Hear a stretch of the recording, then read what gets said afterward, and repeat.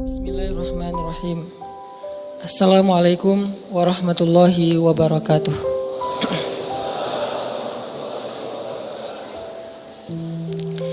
Alhamdulillahi rabbil alamin.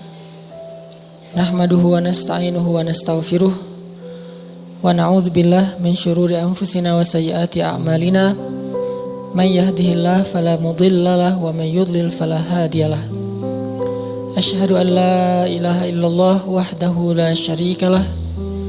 Lahul mulku wa lahul hamdu wa huwa ala kulli syai'in qadir. Wa asyhadu anna Muhammadan abduhu wa rasuluhu la nabiyya ba'dah. Allahumma salli wa sallim wa barik ala sayyidina wa habibina wa maulana Muhammadin wa ala alihi wa sahbihi ajma'in. Teman-teman yang dirahmati Allah Subhanahu wa taala, malam ini kita akan coba belajar mengevaluasi diri kita ketika kita dapat masalah. Karena ketika orang diberikan ujian oleh Allah Subhanahu wa taala itu, maka manusia itu ada dua tipe. Ada manusia yang berkeluh kesah dengan ujian, ada manusia yang bersabar atas ujian. Dan orang yang bersabar ini juga bermacam-macam bentuknya. Ada yang sabar dengan pasrah, ada yang sabar justru dengan memperbaiki diri. Dia bersabar sambil memperbaiki dirinya, karena dia sadar tidak ada masalah yang menimpanya kecuali ada yang salah dalam dirinya.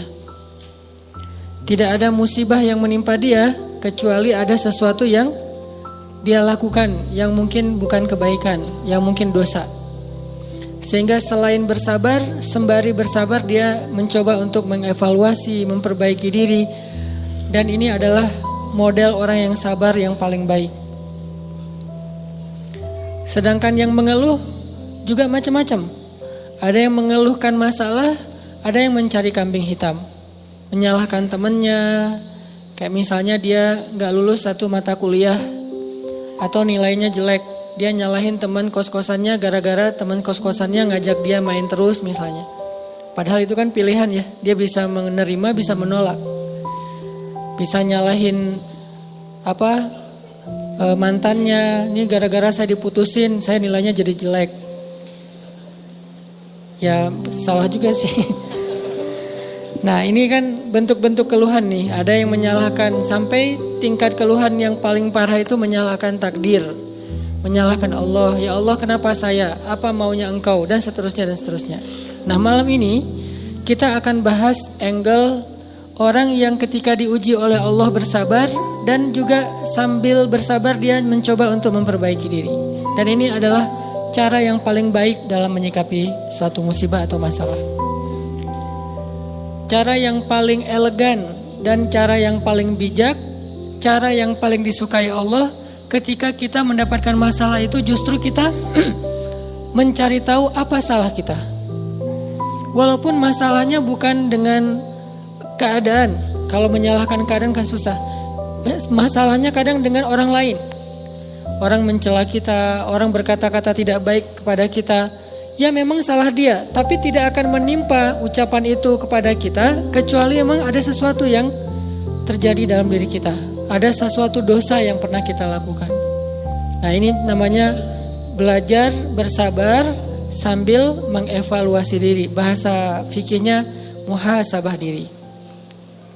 Menghitung-hitung apa kesalahan dalam diri kita. Nah, kita akan bahas tentang ini, gimana caranya kita menghadapi masalah, menghadapi satu musibah, menghadapi satu kejadian yang tidak enak dengan sabar, tapi nggak sekedar pasif, nggak sekedar mengatakan innalillah wa inna ilaihi rajiun, nggak hanya sekedar mengatakan hasbiyallah wa ni'mal wakil, nggak hanya sekedar merasa ini adalah cara Allah untuk menaikkan derajat saya. Kadang kalau hanya kegeeran kayak gini nih, kita jadi nggak pernah menjadi lebih baik. Kan ada orang ketika diuji oleh Allah, boleh sih merasa bahwa oh ini cara Allah menaikkan derajat saya. Tapi kalau hanya kayak gini doang, rasa-rasanya kita terlalu kegeeran. Dan kalau terlalu kegeeran, kita nggak punya dorongan untuk memperbaiki diri. Kalau saya lebih suka angle-nya, kalau orang lain yang kena musibah, kita bilang itu untuk mengangkat derajat dia. Kalau kita yang kena musibah, kita bilang ini karena dosa-dosa saya. Angle kayak gitu tuh lebih enak, lebih produktif. Daripada dibalik, giliran kita yang kena musibah, kita bilang emang Allah tuh yang pengen ngangkat derajat saya, makanya dikasih musibah. Agak GR ya. Giliran orang lain kena musibah, lo sih banyak dosa. Nah ini nih, sering ada judgement kalau orang lain. Coba dibalik, judgementnya ke diri sendiri, ke orang lain tuh husnuzon. Ini lebih enak nih, makanya hadis-hadis penyebab terjadinya musibah itu kan banyak. Coba kita pilih beberapa hadis, satu kita berikan untuk menilai orang lain, yang lain kita ambil untuk menilai diri kita. Nah ini beda nih standarnya. Kayak tadi, kalau orang lain yang kena musibah, kita husnuzon, Allah lagi pengen dekat sama dia. Kita husnuzon, Allah pengen menggugurkan dosa-dosa dia. Kita husnuzon, Allah pengen mengangkat derajat dia. Kita husnuzon, emang orang yang paling dicintai Allah tuh biasanya dikasih banyak ujian. Gitu husnuzonnya. Kalau orang lain yang kena masalah atau musibah. Jangan, tuh kan, saya bilang juga apa, tuh gara-gara dia dulu zalim sama saya, sekarang dibalas sama Allah. Jangan gitu. Jangan kegeeran bahwa itu kayak karma ya, gara-gara dia pernah nyakitin kita sekarang dibalas sama Allah. Belum tentu juga kayak gitu. Kegeeran kita tuh kadang-kadang bikin kita jadi gak pernah belajar. Merasa udah baik, walaupun dalam kondisi yang paling sulit juga merasa udah baik. Begitu dikasih musibah, wah Allah kangen sama saya nih. Harusnya ke orang lain kayak gitu tuh. Begitu dikasih musibah, wah Allah pengen menghapus dosa-dosa saya. Bagus, gak salah. Cuman kalau keseringan, ini namanya GR. Gak tahu proporsional gak kalau kayak gini terus. Harusnya jangan hanya ini. Diutuhkan juga dengan satu angle lain. Yaitu angle, oh saya ada salah. Oh saya ada dosa. Oh saya ada yang keliru. Makanya datang musibah itu tidak akan terjadi musibah kepada saya kecuali karena kesalahan saya sendiri. Kan hadis qudsinya kayak gitu. Hadis qudsi kalimat salah satu dari kalimat hadis qudsi yang panjang. Hadisnya tuh panjang banget, satu halaman. Salah satu kalimatnya tuh Allah bilang, hadis qudsi itu kan Allah yang ngomong ya. Cuman captionnya dari Nabi. Gagasannya dari Allah, captionnya dari Nabi. Kalau Quran, gagasan dan captionnya dari Allah. Kalau hadis, gagasan dan captionnya tuh dari Nabi. Nah Allah bilang, kalau kalian dapat masalah, kalau kalian dapat nikmat, janganlah kalian memuji kecuali aku. Kalau kalian mendapatkan musibah, janganlah kalian menyalahkan kecuali diri kalian sendiri. Jadi kalau kita dapat nikmat, jangan muji diri. Gua emang ya gini lah. Nih, kita sering kalau ke diri itu yang enak-enak aja diambil. Kalau misalnya orang lain, itu mah kebetulan doang misalnya. Kalau giliran kita, ya ini memang saya memang kayak gini orangnya, bukan sombong ya gitu. Nah ini artinya kita terlalu sering kegeeran. Kalau kita dapat nikmat, yang dipuji adalah Allah. Makanya kalimat kalimat yang paling Allah suka itu Alhamdulillah. Itu kalimat yang paling Allah suka. Kita memuji Allah kalau kita dapat nikmat. Kita bilang, hadza min fadli rabbi. Ini anugerah dari Allah, ini hadiah dari Allah, ini kebaikan dari Allah, ini karena Allah ngasih dan seterusnya dan seterusnya. Jadi yang dipuji itu Allah. Wa amma bi ni'mati rabbika fahaddits, itu membicarakan nikmat Allah. Bukan membicarakan kehebatan diri kita. Tapi kalau diberikan musibah, jangan kita menyalahkan siapapun kecuali diri kita sendiri. Nah ini salah satu angle yang dibangun lewat hadis qudsi. Walaupun kadang bisa kita secara realistis melihat kesalahan orang lain. Untuk apa? Bukan untuk mengkambing hitamkan dia. Kalau emang dia salah, bukan untuk mengkambing hitamkan. Untuk apa? Untuk menghindar, untuk waspada, jangan sampai kita jadi korban dia lagi untuk kesekian kalinya. Kayak ada orang yang zalim. Gara-gara kezoliman dia akhirnya kita kena batunya nih. Ada orang yang dalam satu tim misalnya gak jujur. Akhirnya kita kehilangan satu proyek, satu usaha kita tuh bangkrut gara-gara dia gak jujur. Memang dia yang salah. Salah satu yang salah itu adalah dia. Dan kita akui bahwa itu kesalahan dia, tapi bukan untuk mengkambing hitamkan dia. Kalau enggak karena kamu tuh enggak ada masalah ini. Enggak, dia bukan satu-satunya, salah satunya. Karena kalau kita enggak punya dosa, mungkin kesalahan dia hanya akan menimpa dia saja. Tapi karena kita juga punya dosa, akhirnya kesalahan dia juga menimpa kita. Tapi Ustadz, ada yang hadis mengatakan kalau di dalam satu masyarakat ada orang yang berbuat dosa, nanti Allah akan timbakan musibah yang kena bukan cuma dia, sampai tetangganya juga kena. Itu kenapa bisa gitu? Dosa tetangganya apa? Dosa tetangganya membiarkan kemungkaran terjadi. Kesalahan masyarakatnya adalah membiarkan dosa itu tanpa ada orang yang mau memperbaikinya. Itu kesalahan masyarakat. Jadi pesan moral dalam hadis itu bukan orang yang gak salah terus kena juga, bukan. Orang yang gak salah itu kena gara-gara mereka membiarkan kemungkaran itu terjadi. Kalau ada usaha dakwah, Allah gak akan menimpakan. Kalau ada nabi, kalau ada dai, kalau ada ulama yang berdakwah untuk mencegah kemungkaran di situ, maka Allah tidak akan menimpakan musibah itu kepada mereka. Kenapa? Masih ada dai. Sebagaimana Nabi Lut, ketika Nabi Lut masih berdakwah, Allah gak akan hancurkan gunung di Sodom. Allah suruh dulu Lut keluar, baru dihancurkan. Kenapa? Karena masih ada yang berdakwah. Kalau Nabi Lut tidak berdakwah, walaupun di dalam negeri itu ada orang soleh hidup sendiri dan tidak mau berdakwah, maka Allah akan menimpakan musibah dan mengenai orang soleh. Kenapa orang soleh kok kena padahal dia gak berdosa? Dosa dia adalah membiarkan kemungkaran. Dosa dia adalah membiarkan kebatilan, tidak berbuat apa-apa. Jadi kita bersyukur juga ada ulama-ulama yang bersuara untuk kemungkaran. Itu salah satu alasan mungkin Allah masih menahan musibah atas negeri kita. Kalau mereka tidak menyuarakan kebenaran dan mencegah kemungkaran, mungkin udah dari dulu kita udah kena musibah-musibah yang besar. Kalaupun ada musibah-musibah kecil, ini mungkin lebih kepada hikmah yang lain, bukan hikmah karena Allah pengen mengazab bangsa Indonesia. Jadi teman-teman, coba kita perbaiki angle berpikir. Apa yang harus kita persangkakan ketika orang lain kena musibah, dan apa yang harus kita persangkakan ketika kita yang kena musibah.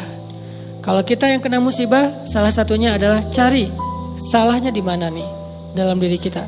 Kalau orang lain yang kena musibah, maka berbaik sangka dengan mengatakan Allah ingin mengangkat derajat dia. Berbaik sangka dengan mengatakan Allah pengen dekat dengan dia. Berbaik sangka dengan mengatakan orang yang paling banyak diuji adalah para nabi, kemudian orang soleh, kemudian yang semisalnya, kemudian yang semisalnya. Berbaik sangka dengan mengatakan Allah pengen menggugurkan dosa-dosa dia. Sehingga kita gak pernah menjudge orang lain. Dan tidak sibuk dengan kesalahan-kesalahan orang lain. Karena pernah saya kena musibah, misalnya motor saya hilang. Dulu banget. Saya baru beli motor, baru 2 bulan terus hilang. Teman saya bilang gini, Ustadz kurang sedekah nih. Digituin. Ya sih, saya akan nggak mungkin dong saya ngebantah kan ya.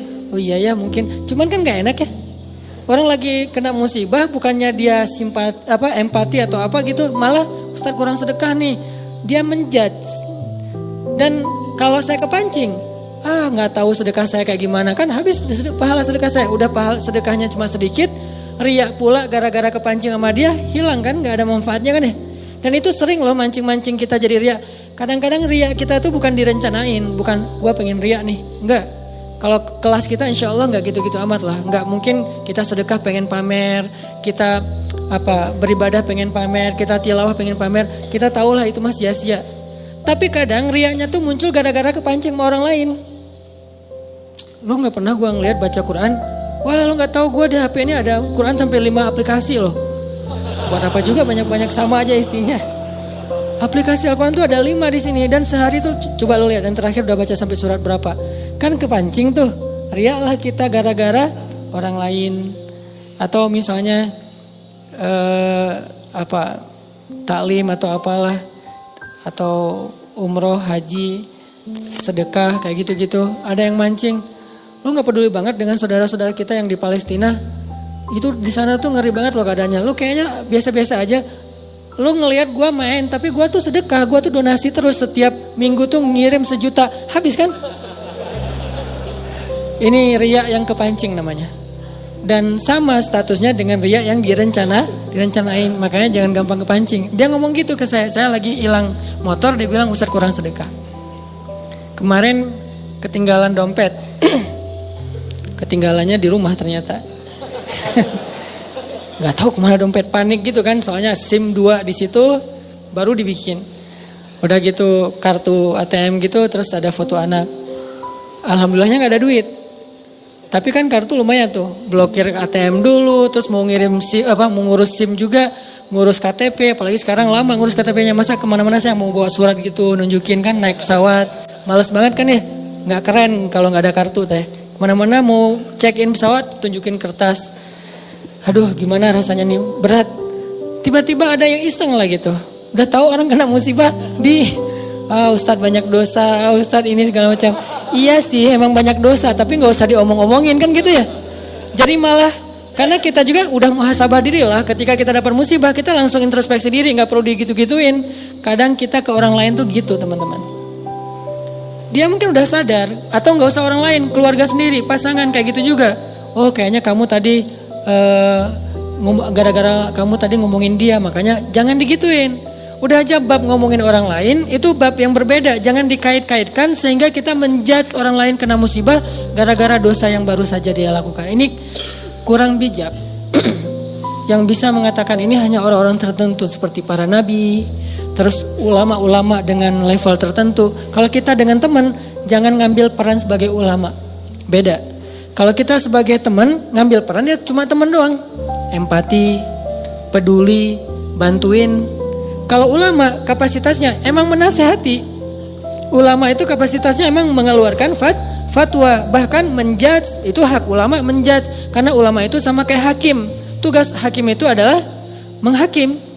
Menyampaikan hukum halal haram, hak batil dan seterusnya. Tapi kita kalau ke teman beda sama ulama. Kalau ulama kayak gitu maklumi, emang tugas ulama kayak gitu. Kalau kita mengambil peran ulama ini gak bisa dimaklumi. Ini agak blunder, agak offset nih kalau menurut saya. Jadi kalau teman-teman ngedengar ada ustadz-ustadz yang di sosial media berfatwa, itu emang tugas mereka. Jangan dijudge juga, nih ustadz ini kurang bijak. Emang gitu, kalau kita yang kayak gitu yang namanya kurang bijak. Kalau ulama kayak gitu, bijak tuh. Karena kalau ulama diam, lalu di mana amar ma'ruf nahi mungkar? Kalau ulama diam, lalu di mana dakwah? Kalau gitu saya juga harus, enggak, kalau kita enggak boleh ngomong, mending diam. Karena ketika kita ngomong, kemungkinan salahnya lebih besar daripada benar. Terus gimana? Ya udah bantuin orang yang kena musibah. Jangan dijudge, jangan dihakimin, jangan difatwain. Kita bukan ahlul fatwa. Kita bukan mufti. Kita hanya orang biasa. Kalau mau sekedar watawasau bil haq Ustaz. Ya, watawasau bis sabr juga kan. Kita nasihatnya itu menguatkan kesabaran dia, bukan nasihatnya membuat dia makin jatuh. Lo sih, nah ini bikin jatuh nih. Ya sabar ya, mudah-mudahan Allah dengan modal husnuzon tadi, mudah-mudahan Allah angkat derajat kamu, mudah-mudahan Allah ngampunin dosa-dosa kamu, mudah-mudahan Allah kamu jadi lebih dekat kepada Allah. Ini watawasau bil haq, watawasau bis sabr. Tapi kalau kita bilang kamu kurang ini, kamu kurang itu, kamu kurang itu, ini berarti kita menjudge, menghakimi orang yang sedang kena musibah. Harusnya itu kita lakukan untuk diri kita, bukan untuk orang lain. Beda banget teman-teman angle dalam menilai orang lain dan menilai diri kita sendiri itu beda. Jangan disamain. Yang banyak terjadi terutama di sosmed itu kita memberlakukan yang untuk diri kita berikan ke orang lain, yang untuk orang lain kita ambil untuk diri kita. Itu yang terjadi di balik tadi tuh. Itu banyak banget di masyarakat kita. Yang kayak kasus orang lain kena musibah kita bilang banyak dosa, kita kena musibah kita bilang Allah pengen ngangkat derajat saya. Harusnya dibalik. Kalau dibalik insya Allah kan gak ada perdebatan ya. Gak ada haters, gak ada keributan, gak ada keramaian, gak ada unfollow, gak ada live group, gak ada yang kayak gitu-gitu. Kenapa? Karena semuanya melihat ke orang lain dengan husnuzon, melihat ke diri sendiri dengan muhasabah, dengan mengevaluasi kesalahan sendiri.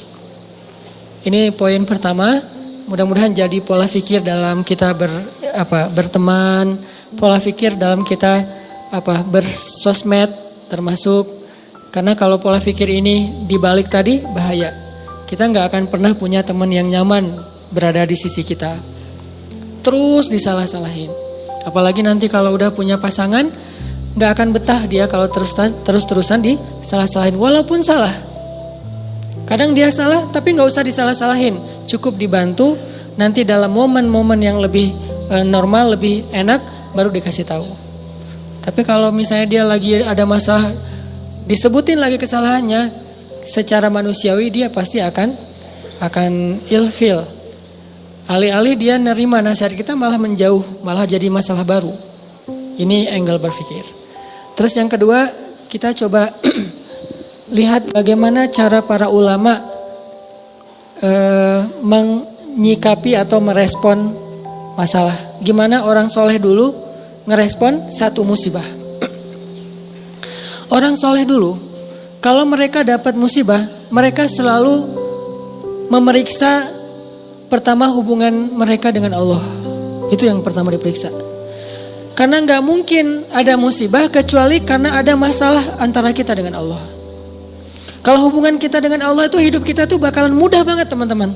Tapi begitu ada kerenggangan antara kita dengan Allah, ada gap antara kita dengan Allah, ada kayak kerusakan hubungan kita dengan Allah, pasti jadinya tuh musibah, pasti jadinya tuh masalah. Saya teringat kisah di zaman Umar bin Abdul Aziz. Tahu Umar bin Abdul Aziz? Umar bin Abdul Aziz itu pemimpin yang dikenal dengan julukan Khulafaur Rasyidin yang kelima. Jadi ada 6 Khulafaur Rasyidin. 4 terkenal ya, Abu Bakar, Umar, Utsman, Ali. Yang kelimanya tuh Umar bin Abdul Aziz, dan yang keenamnya itu Nuruddin Zinki, gurunya Salahuddin Al-Ayyubi. Jadi ada 6 Khulafaur Rasyidin, khalifah yang dikenal dengan khalifah paling adil sepanjang sejarah. Padahal banyak khalifah-khalifah yang keren loh dalam Islam. Ada Harun Ar-Rasyid, ada Khalifah Al-Ma'mun, ada Khalifah Muhammad Al-Fatih, ada Salahuddin Al-Ayyubi, ada Saifuddin Qutuz. Ada banyak nama-nama besar dalam sejarah Islam. Tapi mereka nggak dapat gelar Khulafaur Rasyidin. Berarti orang yang dapat gelar Khulafaur Rasyidin ini kan ideal banget ya, keren banget nih. Walaupun kita belum tahu cerita detailnya. Salah satu di antara 6 Khulafaur Rasyidin, ada yang kelima namanya Umar bin Abdul Aziz. Kalau nggak salah cucu apa cicitnya Umar bin Khattab. Nah, di masa Umar bin Abdul Aziz ada seorang gembala, ada seorang yang punya banyak ternak, datang kepada Umar bin Abdul Aziz bilang gini, "Ya Amirul Mukminin, kenapa ya sejak Anda naik jadi khalifah, ada kejadian aneh di tempat gembala-gembala ternak kami?" Umar nanya, "Kejadian aneh apa?" "Ya kejadiannya aneh, soalnya dulu tuh yang namanya serigala sama domba itu pasti kan musuhan ya. Serigala tuh kan selalu meneror ya, menikung. Serigala itu selalu berburu domba. Jadi domba itu makanan serigala tuh. Tapi sejak Umar bin Abdul Aziz jadi khalifah, sekarang serigala itu adalah penggembalanya domba, ngawal domba. Jadi serigala yang ada di gunung turun untuk mengawal domba. Gimana ngawalnya? Kan saya pernah posting tuh yang di New Zealand. Gimana seekor anjing dilatih untuk menggembalai domba. Domba dibawa ke padang rumput, nanti sore dibawa pulang lagi ke kandangnya. Bukan lagi tugas penggembala, dilakukan oleh para serigala. Bayangin, pemangsa yang selama ini selalu memangsa serigala secara diam-diam, sekarang malah mengawal serigala ke tempat padang rumput, dan sore hari mengawal mengawal domba pulang lagi ke kandangnya. Apa yang terjadi ya Amirul Mukminin? Serigala sekarang malah menggembalai domba. Apa kata Umar bin Abdul Aziz? Kami adalah kaum yang selalu memperbaiki hubungan dengan Allah, maka Allah memperbaiki hubungan antara kita dengan makhluk. Kami adalah kaum yang memperbaiki hubungan dengan Allah, maka Allah pun memperbaiki hubungan antara domba dengan serigala. Bayangin, musuh bebuyutan bisa baik hubungannya oleh Allah Subhanahu wa taala. Ala kulli syai'in qadir. Apalagi cuma calon mertua yang pernah nolak kita, biasa banget itu, gampang. Ini serigala loh, yang makan domba, bisa jadi pengawal domba. Apalagi cuma nolak, nggak dimakan kan? Nggak diapa-apain, nggak sampai disakitin, nggak sampai dirampas, nggak sampai dibegal. Kecuali calon mertuanya begal. Gak diapa-apain. Nah apalagi yang masalah-masalah sepele dengan pasangan, dengan teman, dengan apa, masalah rezeki. Jadi kalau kita punya masalah kayak kita lagi punya bisnis sama teman-teman nih berlima. Udah modalnya cukup, konsep bisnisnya udah mateng, marketingnya udah ahlinya, produknya udah ada. Kenapa masih rugi aja? Udah berjalan sekian tahun, rugi sampai hampir bangkrut. Jangan hanya cari tahu kesalahan teknis. Oh kayaknya nih konsep marketing kita masih kurang bagus nih, sales kita kurang jago nih, atau branding kita kurang bagus nih dan seterusnya. Bukan hanya itu yang perlu kita evaluasi. Yang nomor satu, evaluasi dulu hubungan kita dengan Allah SWT. Setiap kali kita punya masalah, pertama yang harus kita tanya, jangan-jangan saya nih ada masalah sama Allah. Dan itu yang selalu saya lakukan. Kalau saya punya masalah, saya langsung tanya, nih kayaknya ada yang gak benar nih saya sama Allah. Mungkin sholatnya kurang khusyuk, mungkin beberapa kali jadi gak sholat di masjid karena sibuk atau karena ketiduran, karena apa. Oh kayaknya kebiasaan saya malam misalnya bangun, enggak saya, orang lain malam misalnya dia tahajud, terus tiba-tiba beberapa malam ini dia gak tahajud, akhirnya Allah kasih musibah mancing biar dia tahajud lagi. Kebiasaan dia tilawah 1 juz, tiba-tiba beberapa hari ini cuma beberapa lembar, Allah kasih masalah. Pokoknya kalau kita dapat masalah, yang pertama harus kita evaluasi hubungan kita dengan Allah. Sehingga ketika Umar bin Abdul Aziz jadi khalifah, masalah antara serigala dengan domba damai. Jadi domba dan serigala itu temenan. Bayangin, domba sama serigala temenan, sahabatan lah gitu. Malah serigala jadi kayak apa ya? Kayak relawan buat domba, nggak dibayar. Jadi volunteer. Pada turun, gantian ya piket gitu serigala teh.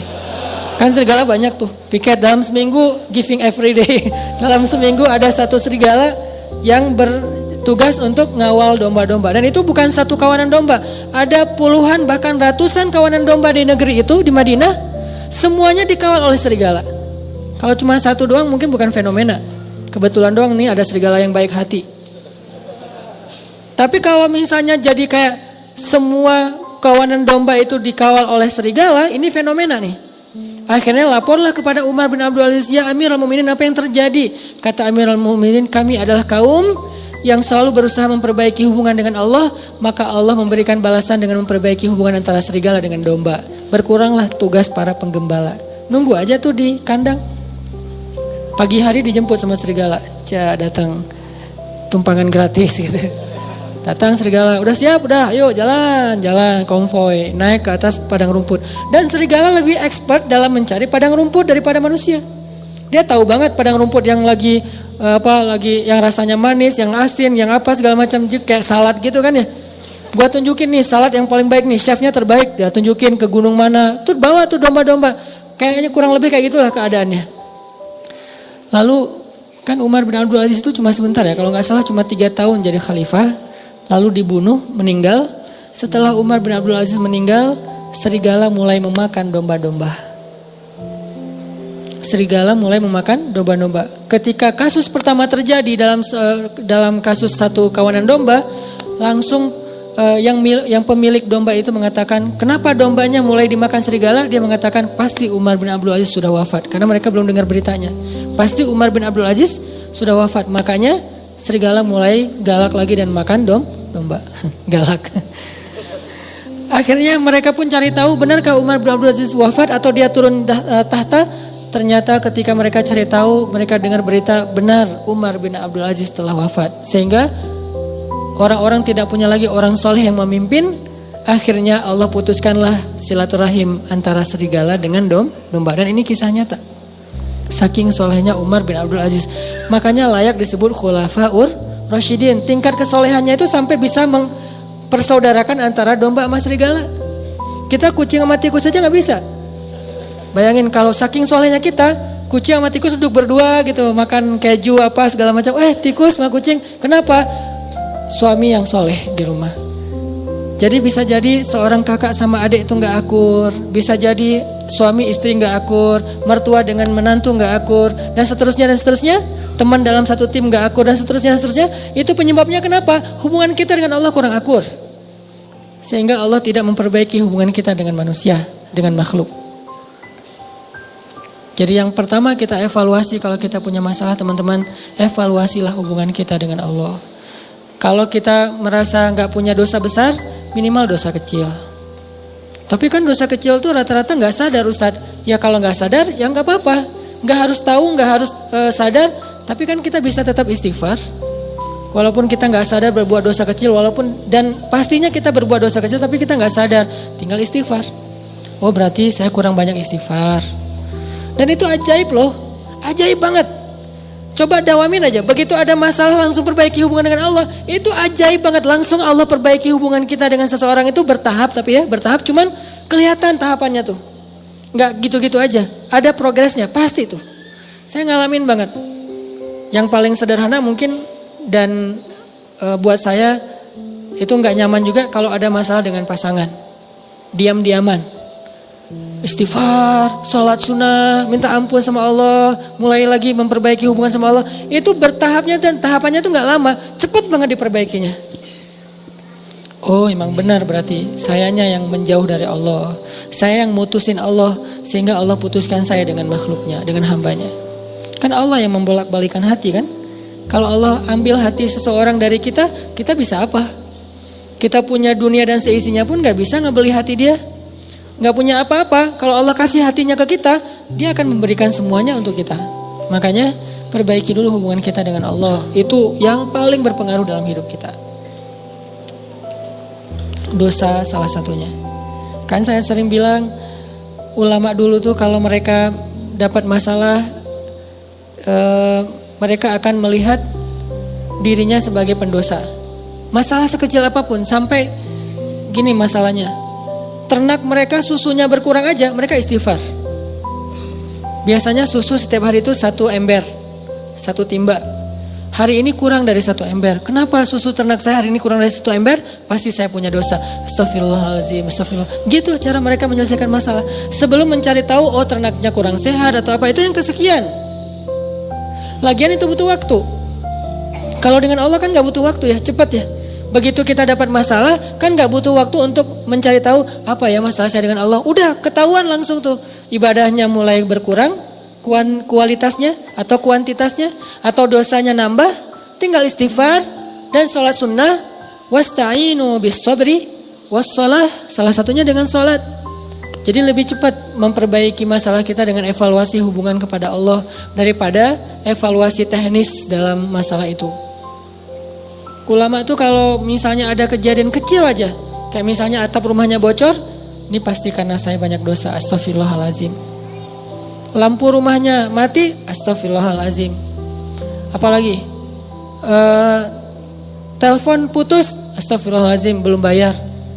Ini istighfar. Pokoknya masalah apa aja, istrinya ngambek, astagfirullahalazim. Masakan gak enak, astagfirullahalazim. Lupa naruh garam, kan dosa juga ya, dosa kecil. Artinya istighfar, perbaiki hubungan dengan Allah. Ini salah satu hal yang bisa kita evaluasi kalau kita lagi punya masalah. Yang kedua apa? Nah setelah masalah kita dengan Allah udah kita evaluasi, coba evaluasi lagi poin yang kedua tuh hubungan kita dengan orang tua. Karena ini juga sangat berpengaruh teman-teman dalam hidup kita, terutama dengan ibu. Dan beda ya, cara kita berinteraksi sama ibu dan cara kita berinteraksi dengan ayah itu beda. Kalau dengan ibu berbuat baik, kalau dengan ayah minta kebaikan.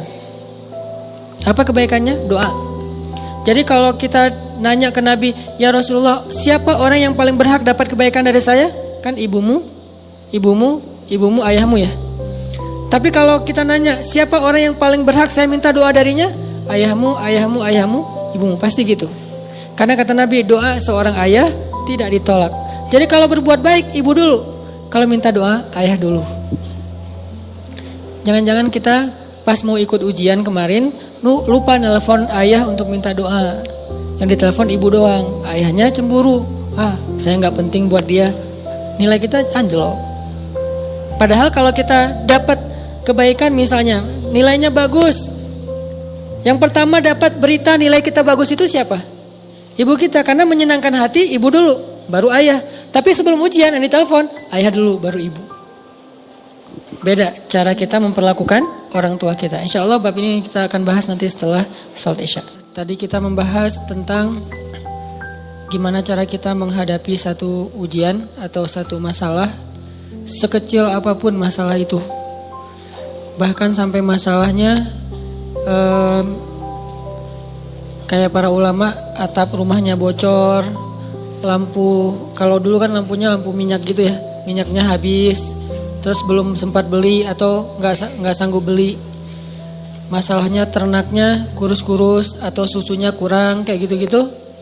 Apapun masalah yang dihadapi, hal pertama yang harus dievaluasi adalah hubungannya dengan Allah. Salah satu contohnya tadi di zaman Umar bin Abdul Aziz. Ketika Umar bin Abdul Aziz jadi khalifah, karena Umar bin Abdul Aziz ini selalu menjaga hubungan baik dengan Allah, maka Allah juga memperbaiki hubungan antara serigala dengan domba. Terjadi juga di zaman Umar bin Khattab. Ketika Umar bin Khattab jadi khalifah, terus orang Mesir tuh ngalamin musim kering, sampai gagal panen, air sungai Nil itu udah sat, gak ngalir lagi ke ladang-ladang gandum mereka. Akhirnya Umar bin Khattab mengirim surat kepada gubernur Mesir. Waktu itu gubernur Mesirnya Amr bin As. Dikirim sama Umar suratnya. Dan isi surat itu adalah doa. Doa dari Umar bin Khattab, disuruh bacanya di Mesir. Begitu sampai di Mesir, Amr bin As membacakan doa ini. Isinya adalah Bismillahirrahmanirrahim. Ya Allah, berikanlah air hujan untuk bangsa Mesir, untuk rakyat Mesir. Baru doa itu selesai dibacakan, langsung mendung, langsung turun hujan. Ini keajaiban orang yang dekat hubungannya dengan Allah. Kalau ada masalah, cepat Allah perbaiki. Kenapa kita kalau doa nggak secepat Umar bin Khattab, nggak secepat Umar bin Abdul Aziz dan orang-orang soleh lainnya? Mungkin karena emang jarak kita dengan Allah itu emang sejauh solusi masalah kita. Itu berbanding lurus tuh. Makin dekat kita dengan Allah, makin dekat kita dengan solusi dan pertolongan. Makin jauh ya makin lama. Aku tergantung gimana hambaku tuh. Fadhkuruni adzkurkum washkuruli wala takfurun. In tansurullaha yansurkum. Banyak ayat-ayat kayak gitu timbal balik. Kalau kalian ingat aku ingat kalian. Wa aufu bi ahdi ufi bi ahdikum. Tunaikan janji kalian kepada aku tunaikan janjiku kepada kalian. Apalagi? Tolong agama Allah, Allah akan tolong kalian. Kayak gitu-gitulah. Aku tergantung prasangka hambaku kepadaku dan seterusnya. Ini artinya coba evaluasi dulu gimana kedekatan kita dengan Allah. Apakah mulai merenggang? Apakah mulai agak flat? Apakah mulai garing? Kayak kita doa mulai garing, sholatnya garing, gak khusyuk lagi, gak ada rasa. Nah ini hal yang perlu kita evaluasi. Gak ada hubungannya usah dengan masalah, hubungan banget. Bukankah dunia ini milik Allah? Allah yang mempergilirkan segala sesuatu, Allah yang mengatur. Allah itu Rob. Rob itu artinya pemilik, pencipta, pemelihara, pengatur. Itu semuanya makna dari Rob atau rububiyah. Itu perbaiki pertama. Kedua, mungkin masalah kita itu karena hubungan kita dengan orang tua yang kurang baik. Kurang baiknya kadang bukan durhaka, tapi kurang peduli. Kurang baiknya mungkin kita gak pernah ngebentak orang tua, tapi gak pernah juga kita membahagiakan orang tua. Ya biasa-biasa aja lah gitu. Dengan orang tua itu ya sekedar status doang, bahwa itu ibu saya, itu ayah saya, tapi gak ada apa-apa. Bukan kesayangan, bukan prioritas, bukan yang kita agendain. Pokoknya seminggu sekali harus nelpon, kalau gak bisa datang. Kalau bisa datang harus datang. Setiap hari itu kita minimal ketemu ibu kita senyum, minimal kalau bisa mijat kakinya atau apa gitu. Nah karena hubungan kita dengan orang tua jadi agak sedikit plain, hambar, maka hidup kita juga jadi hambar. Terutama ibu. Dan juga mungkin kurangnya apa? Kurang banyak minta doa dari ayah.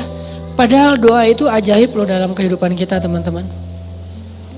Ada banyak orang yang dia itu tiba-tiba menjadi orang pintar bukan karena dia cerdas, bukan karena ilmunya banyak, tapi karena doa orang-orang soleh. Sehingga Allah kasih dia kecerdasan, Allah kasih dia ilmu, hafalan, melekat semuanya di dalam benak dan hatinya. Itu bisa banget dengan doa. Makanya dulu Umar bin Khattab pas mau ketemu dengan Nabi sambil bawa anaknya Abdullah bin Umar.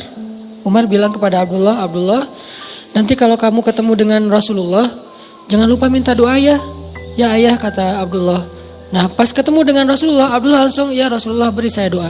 Doakan saya. Selalu minta doa. Sehingga akhirnya Allah berikan kecerdasan kepada Abdullah bin Umar bin Khattab jauh di atas bapaknya. Salah satu adegan kecerdasan Abdullah tuh pas Nabi lagi ngajar, mereka pada hadir, para sahabat. Terus Nabi ngetes gitu, ngasih mereka satu pertanyaan dalam bentuk perumpamaan. Pas ngetes kayak gini, sahabat-sahabat yang senior gak ada yang bisa jawab. Abdullah bisa, tapi dia gak mau jawab, diam. Pas pulang Umar nanya, Abdullah, tadi kamu tahu gak jawabannya? Tahu, kenapa gak mau jawab? Aku tidak ingin mempermalukan orang-orang yang udah senior. Ini anak-anak SD loh, udah punya etika kayak gitu. Kenapa? Karena doa dari Rasulullah SAW. Abdullah ibnu Abbas, sahabat Nabi yang kalau ngafal Quran itu sekali dengar langsung hafal. Dan gak pernah lupa. Gak ada dalam cerita Abdullah ibnu Abbas tuh, saya lupa ayatnya di mana itu gak ada. Saya lupa hadisnya, riwayat siapa itu gak ada. Dia selalu ingat. Dan banyak banget ayat yang sahabat gak ngerti, dia ngerti. Sehingga ketika turun ayat, kalau gak salah di surat Al-Kahfi, tidak ada yang tahu makna dari ayat ini illa qalil, kecuali orang yang sedikit. Maka Nabi mengatakan salah satu di antara orang yang sedikit itu adalah Abdullah ibnu Abbas. Hanya sedikit orang yang mengerti ayat-ayat mutasyabihat di dalam Al-Quran sampai ke takwil. Takwil itu apa di balik ayat, itu cuma sedikit. Jadi Abdullah bin Abbas itu ya, di kalangan sahabat itu mirip kayak Nabi Khidir di antara Nabi Musa. Dia tahu namanya hikmah. Yang orang gak tahu dia tahu. Ini Abdullah bin Abbas, seperti Nabi Khidir di antara Nabi Musa dan Nabi Yusha. Kenapa? Karena doa Rasulullah SAW ketika dia lagi boncengan sama Nabi ngedoain Allahumma faqihu fiddin wa alimhu ta'wil. Ya Allah, fahamkan dia halal dan haram dan ajarkan dia Al-Quran. Jadilah sejak saat itu Abdullah bin Abbas mengatakan, hati saya menjadi sejuk dan tidak pernah lagi lupa dengan apa yang pernah saya dengar. Gak pernah lupa. Doa. Siapa lagi yang didoain dan punya keajaiban dalam hidupnya? Hasan al-Basri. Doanya Umar bin Khattab. Umar ketika bertemu dengan Hasan al-Basri kecil, diusap kepalanya terus didoain, Allahumma faqihu fiddin wa habibhu ilan nas. Ya Allah, jadikan anak ini ngerti agama dan dicintai oleh setiap orang. Sehingga Hasan al-Basri itu terkenal sebagai ulama, gak ada hatersnya. Kan soleh-soleh orang tetap kadang-kadang ada hatersnya ya, yang gak suka, yang apa. Tapi Hasan al-Basri gak ada hatersnya. Sampai orang yang memusuhi beliau juga cinta sama beliau.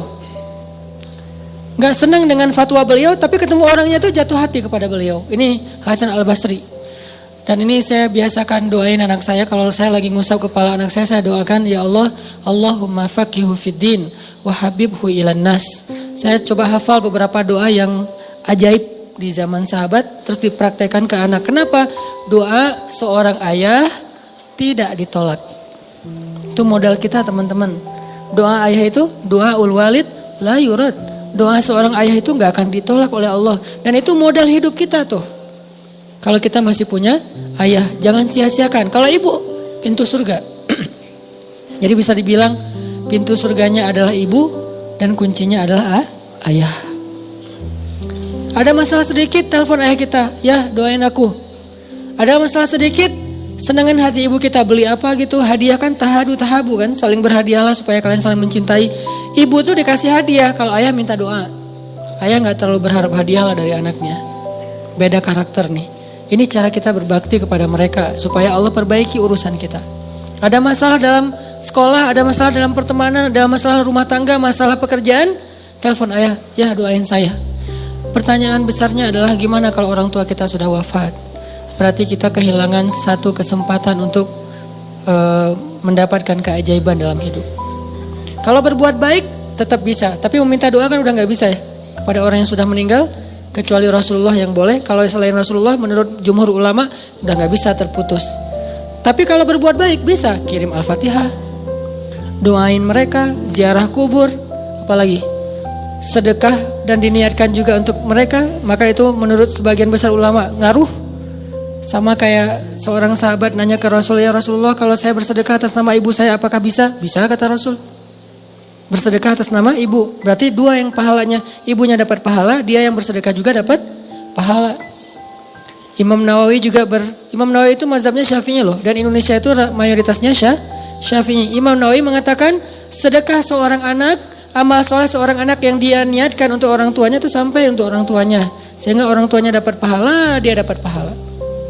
Itu cara kita berbakti kepada ibu bapak kita kalau keduanya sudah wafat.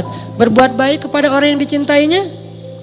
Kayak misalnya Nabi Muhammad tuh berbuat baik kepada teman-teman Khadijah. Kenapa? Karena pengen berbuat baik kepada Khadijah, tapi Khadijah sudah wafat. Caranya gimana? Ya udah, berbuat baiklah kepada sahabat-sahabat Khadijah gitu.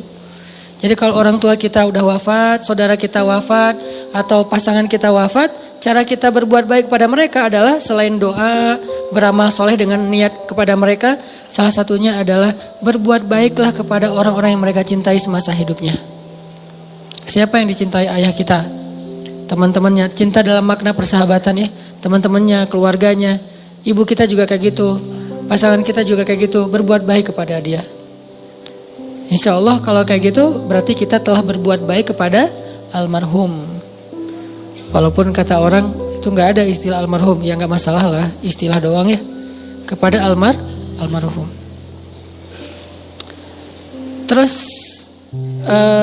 yang ketiga, kalau kita punya masalah, evaluasilah hubungan kita dengan pasangan. Kalau yang udah punya, kalau belum punya Ustadz, berarti nggak ada masalah. Atau ada masalah nggak ada solusi. Jadi evaluasi dulu hubungan kita dengan pasangan, terutama hubungan seorang istri kepada suami. Kenapa? Karena salah satu yang menyebabkan hidup kita nggak berkah, tidak ada ridho dari suami kita. Tapi suami saya itu emang nggak pernah ridho Ustaz. Nah ini salah suaminya nih. Kalau kita udah benar tapi suami nggak ridho, maka Allah tahu lah, Allah tuh nggak polos lah, nggak terlalu lugu gitu. Allah pasti gak kasih ridho saya nih, soalnya suami saya gak kasih ridho. Tapi suami saya itu susah banget Ustadz, kayak dosen killer gitu, susah ngasih nilai. Allah tahu, Allah yang menilai. Gak mungkin Allah menzalimi kita gara-gara suami, gak mungkin. Jadi Allah hakimun, alimun, basirun, khabir.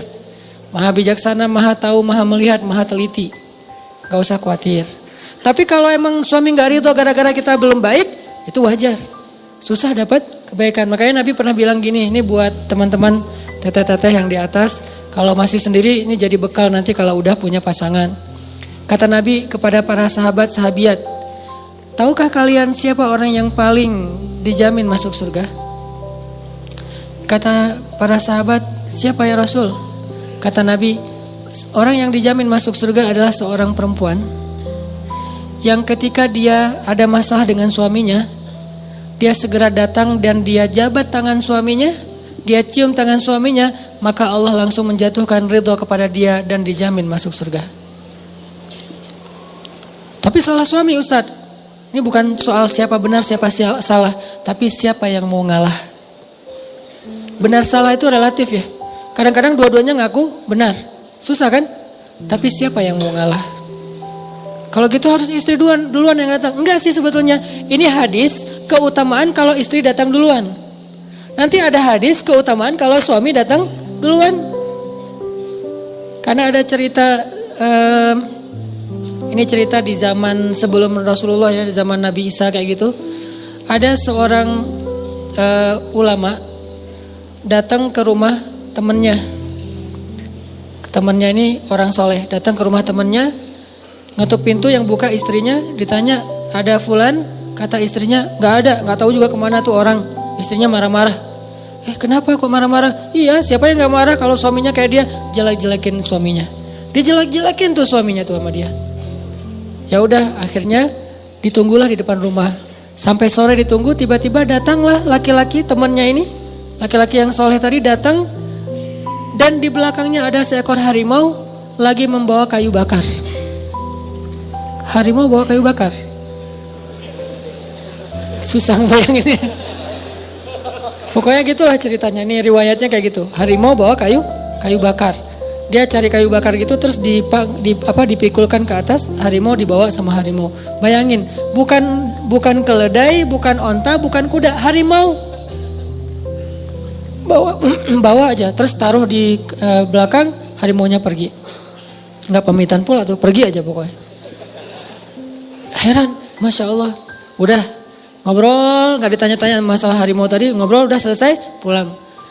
Setelah beberapa lama, karena ini kan beda kota ya. Setelah beberapa lama, dia mengunjungi lagi temannya yang tadi, si orang soleh, si ulama tadi ini, kunjungin, nggak tahu berapa bulan, berapa tahun, kunjungin, dan pas dikunjungin ketuk pintu, Assalamualaikum, Waalaikumsalam, dibukain oleh istrinya, tapi beda. Ditanya butuh siapa, cari fulan bin fulan, benarkah ini rumahnya? Oh iya, dia suami saya lagi mencari nafkah, bisa tunggu sebentar di sini? Oh bisa. Gimana suami kamu? Disebutin kebaikannya. Gak lama ditunggu, datanglah laki-laki soleh ini memikul kayu bakar sendiri. Udah gak ada lagi harimau yang tadi. Ditaruh, ngobrol, akhirnya orang ulama ini nanya, saya penasaran, mana istrimu yang dulu? Terus gimana kejadian si harimau? Kata orang soleh, ya istri saya yang dulu sudah meninggal dunia. Terus harimau, dulu Allah menguji saya dengan seorang istri yang durhaka, istri yang banyak mengeluh, istri yang menjadi ujian buat saya. Tapi saya bersabar sehingga Allah memberi saya harimau untuk membantu saya dalam pekerjaan. Lalu ketika istri saya meninggal, saya menikah lagi dengan istri yang lebih baik, solehah dan taat kepada Allah. Dan dia membantu saya, dia memuji saya, dia menghargai saya. Akhirnya Allah tidak mendatangkan lagi harimau itu untuk membantu saya dalam mencari kayu bakar. Pelajarannya di sini apa teman-teman? Kadang Allah memberi kita satu masalah lewat seseorang. Di waktu yang sama Allah mendatangkan orang lain yang luar biasa untuk menolong kita dari cara yang berbeda. Lalu ketika Allah cabut masalah ini, maka Allah cabut juga penolong dalam hidup kita. Biasanya itu satu paket. Fa inna ma'al usri yusra. Itu salah satu maknanya. Begitu Allah kasih kita usri, di waktu yang sama Allah kasih kita yusra. Pasti tuh. Cuman kan kita fokusnya ke usrinya ya, ke kesulitannya, gak fokus kepada kemudahannya. Setiap kali Allah kasih kita kesulitan, di waktu yang sama Allah lagi menurunkan dari langit yang sama kemudahan untuk kita. Kayak gitu kaidahnya. Lalu ketika kesulitannya dicabut, maka kemudahannya dicabut.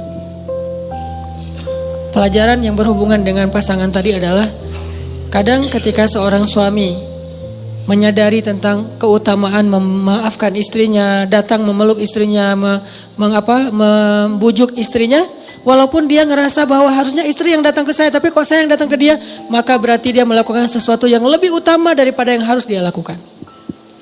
Kan dalam Islam itu ada amal yang harus dilakukan, ada amal yang sunnah dilakukan ya. Ada yang wajib, ada yang sunnah. Yang sunnah ini gak harus, tapi pahalanya luar biasa. Atau ada yang harus dilakukan, ada yang gak harus dilakukan tapi dilakukan, maka dia mendapatkan pahala yang luar biasa. Contoh, perempuan kalau mencari nafkah lebih besar pahalanya daripada laki-laki dalam kondisi suaminya tidak mencukupi nafkahnya. Pahalanya lebih besar. Seorang suami menjaga anak atau ngepel, nyuci piring, nyuci baju segala macam setelah dia pulang bekerja, pahalanya lebih besar daripada kalau itu dilakukan oleh istrinya. Jadi yang bukan tugas kita kerjain, itu menjadi namanya ihsan. Bukan cuma amal soleh tapi ihsan. Dan ihsan itu di atas amal-amal soleh yang lainnya. Apa itu ihsan? Sesuatu yang tidak perlu kita lakukan, bukan bagian kita tapi kita lakukan. Itu luar biasa pahalanya. Termasuk seorang istri, misalnya tadi mencari nafkah untuk anak-anaknya karena suaminya nih nggak pandai mencari nafkah atau emang nggak bertanggung jawab dalam mencari nafkah, maka ibu ini pahalanya double daripada yang dilakukan oleh suami. Begitu juga suami ketika memaafkan istrinya, membujuk istrinya, membahagiakan istrinya padahal istrinya yang bersalah, maka dia mendapatkan pahala yang lebih besar daripada istrinya datang duluan untuk meminta maaf. Masing-masing diberikan kebaikan. Belum lagi nanti teman-teman ada hadis. Hadis ini diriwayatkan tuh gara-gara Hasan Husain pernah ribut. Hasan Husain kan cucu Nabi ya, soleh dua-duanya. Tapi namanya manusia kadang beda pendapat. Ribut nih, sampai putus silaturahim gak ngomong 2 hari apa 3 hari gitu antara Hasan dan Husain. Akhirnya setelah seharian apa 2 hari gak ngomong, Hasan datang kepada Husain bilang, maafin saya kalau saya salah, dan saya maafin kamu kalau kamu salah. Udah damai. Setelah mereka damai, Hasan mengatakan, saya mendengar dari kakek, yaitu Rasulullah bersabda, jika ada 2 orang yang memutuskan silaturahim, maka yang pertama datang untuk menyambungnya, dialah yang pertama masuk surga di antara mereka berdua. Jika 2 orang bertengkar, yang pertama mengajak damai, maka dialah yang pertama masuk surga di antara mereka berdua. Kalau ganti-gantian Ustaz, lihat aja siapa yang lebih sering. Suami istri nih, kan suka ada masalah. Kadang sebulan sekali ada masalah, kadang seminggu sekali ada masalah, kadang setiap hari ada masalah. Ada musim masalah, setiap hari masalah. Karena ada musim-musimnya nih. Musim lagi nyaman, wah setiap hari tuh ada kejutan, ada hal-hal yang indah, ada musimnya nih. Nah, dalam banyak kasus, siapa yang paling sering datang duluan dan untuk berdamai? Maka di antara mereka berdua nanti bisa kelihatan di dunia, dialah orang yang duluan masuk surga. Jadi kalau kita ada masalah sama teman, jangan fokus hanya dengan siapa salah, siapa benar. Tapi coba belajar fokus, siapa pengen duluan ke surga. Walaupun kita yang salah, kita yang benar, dia yang salah. Yang penting kan kita pengen duluan masuk surga. Caranya ya udah datangi, sambung silaturahim, ajak damai dengan memaafkan kalau emang dia yang salah. Tapi biasanya dua-duanya salah sih. Walaupun pemicunya salah satunya ya, tapi responnya jadi makin rame. Akhirnya dua-duanya salah. Udah minta maaf dua-duanya. Siapa yang duluan datang? Karena datang duluan itu gak gampang loh. Didatangi itu gampang, mendatangi itu yang susah. Kadang didatangi aja masih susah kan? Diajak balikan gak mau. Padahal dia ngajak balikannya dengan cara halal ya, pengen akad gitu. Belum lupa dengan cerita dulu. Nah, artinya gak usah dibahas panjang-panjang, sakit hati.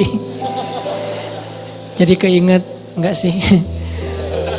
Kalau kita ada masalah sama teman kita, jangan fokus dengan siapa yang salah, siapa yang benar. Fokus aja siapa duluan yang mau masuk surga. Dan memang benar, mau ngedatangin orang yang kita anggap dia salah itu gak gampang. Kadang-kadang ngedatangin orang yang kita yang salah ke dia aja susah, apalagi yang dia yang salah ke kita tuh gak gampang kan. Susah banget loh. Nah, kesusahan itulah yang Allah balas.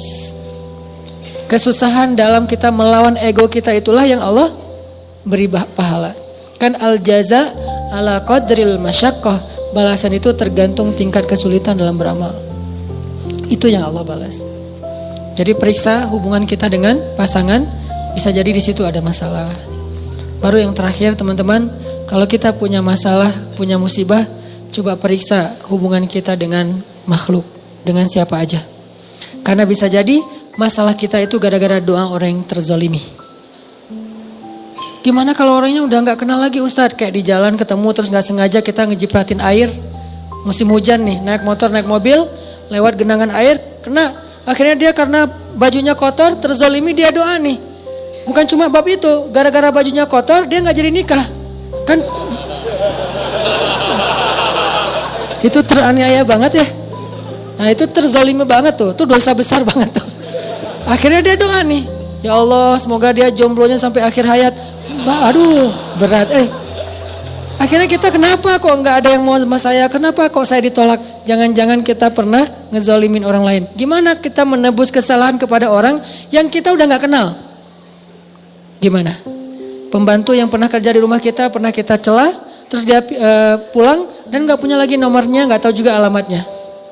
Tebuslah kesalahan itu dengan cara, kalau kita udah berusaha ya mencari orang yang gak dapat, apalagi cuma ketemu di jalan doang, gak mungkin ketemu lagi, maka tebuslah dengan cara berbuat baiklah dengan kebaikan yang sama kepada orang lain. Mudah-mudahan itu akan menggugurkan dosa kita kepada orang tertentu, kepada orang lain. Kayak misalnya tadi kita nyakitin orang apa, dalam bentuk apa, misalnya ngambil hartanya atau mencurangi gajinya, terus kita nggak bisa menebus, mengembalikan harta dia karena nggak tahu orangnya udah kemana, maka bersedekahlah dengan angka yang minimal segitu kepada orang yang membutuhkan. Itu cara tebusnya. Kalau kita mencela, maka maafkanlah celaan orang yang mencela kita dengan apa? Dengan rasa segitu. Kita pernah mencela seseorang, terus suatu saat kita dicela oleh orang lain, maafkanlah, niatkan, dulu saya juga pernah mencela dia, orang ini, Sekarang saya dicela orang lain, maka saya maafkan untuk menebus kesalahan saya yang dulu yang udah gak bisa nyari lagi. Nomornya udah hilang, alamatnya gak tahu, atau cuma ketemu di jalan. Ini cara kita nebus. Jangan-jangan doa dia yang bikin hidup kita susah. Di zaman Umar bin Khattab, ada seorang laki-laki yang hidupnya susah banget. Usaha apa aja gagal, rugi, sakit-sakitan, keluarganya tuh berantakan. Gak ada kebaikan dalam hidup dia. Sampai ketika dia sakit keras, Umar datang kepada dia dan bertanya, apa yang membuat kamu jadi hidup kayak gini? Umar kan suka nyari hikmah ya. Apa yang membuat hidup kamu kok susah banget kayak gini? Semuanya susah. Apa kata dia? Ya Amirul Mukminin, dulu saya pernah menzalimi seseorang. Dan waktu itu saya mendengar dia berdoa. Dan doa orang yang terzalimi itu tidak ditolak oleh Allah SWT.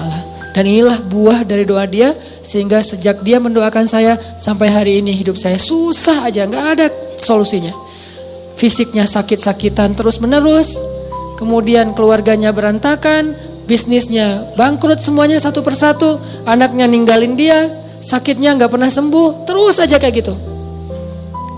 Dan yang paling berat adalah dianya gak dikuatkan hatinya, sehingga ngeluh terus. Ada orang yang diberikan ujian tapi dikuatkan hati ya. Ada orang udah dikasih ujian, dilemahkan hatinya, itu sengsara banget tuh. Makanya hati-hati dengan ketidaksengajaan kita, apalagi sengaja. Banyak istighfar, banyak berbuat baik. Tebuslah kesalahan kita dengan sedekah, tebus kesalahan kita dengan memaafkan orang lain, tebus kesalahan kita dengan membantu orang lain. Itu cara-cara kita nebus kesalahan kepada orang yang kita udah gak kenal. Kalau masih kenal, coba berusaha untuk minta maaf ke dia. Udah minta maaf gak dimaafkan, nah serahkan itu kepada Allah. Yang penting kita udah ikhtiar. 4 berarti evaluasi hubungan kita dengan Allah, evaluasi hubungan kita dengan orang tua, evaluasi hubungan kita dengan pasangan, terutama ke suami, evaluasi hubungan kita dengan sesama. Walaupun kita gak kenal, karena pernah ada adegan kecil tapi dampaknya besar dalam hidup kita. Barakallah, mudah-mudahan ini menjadi motivasi booster buat kita dalam beramal soleh. Barakallahu li wa lakum. Subhanakallahumma wa bihamdika asyhadu an la ilaha illa anta astaghfiruka wa atubu ilaik. Assalamualaikum warahmatullahi wabarakatuh.